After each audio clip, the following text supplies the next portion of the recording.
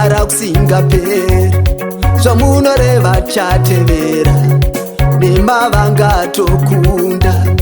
Makazvitaura mushoko renyu, ndimi maivepo pakutanga. Simba renyu Mwari rinogara kusingaperi, muchagara muripo,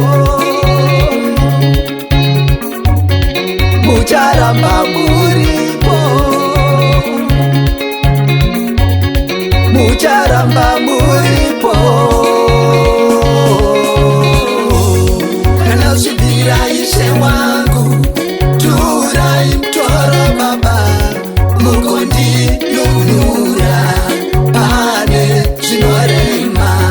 Kana zvibira Ishe wangu we, turai mtoro Baba, mukondinunura pane zvinorema.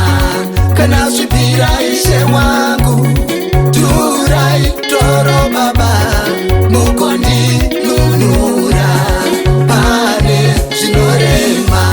Makataura shoko renyu, uyai motse makaneta, nemimotseka makaremera, tikuzorodzei.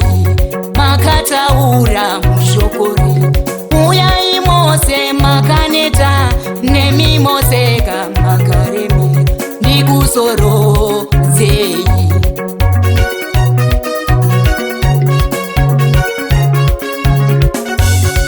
Panyika Baba tinoda kunyaradzwa nemi, zvingatinetsa mumwoyo tinozviturira kwamuri.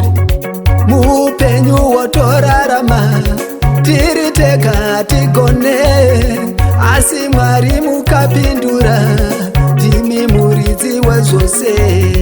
Baba we mutinunure, Baba we mutirwire, nyasha dzenyu Mwari tokumbira dzisatisiye. Baba we mutinunure, Baba we mutirwire, nyasha dzenyu Mwari tokumbira dzisatisiye. Kana zvibira Ishe wangu, turai mtoro Baba, mukondinunura pane zvinorema. Kana zvibira Ishe wangu we, turai mtoro Baba, mukondinunura pane zvinorema. Kana zvibira Ishe wangu, turai mtoro Baba, mukondinunura pane zvinorema.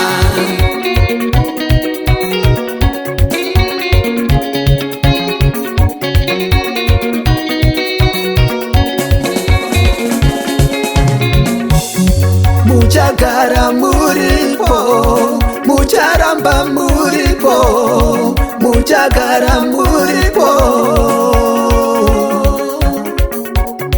muchagara muripo, mucharamba muripo, muchagara muripo.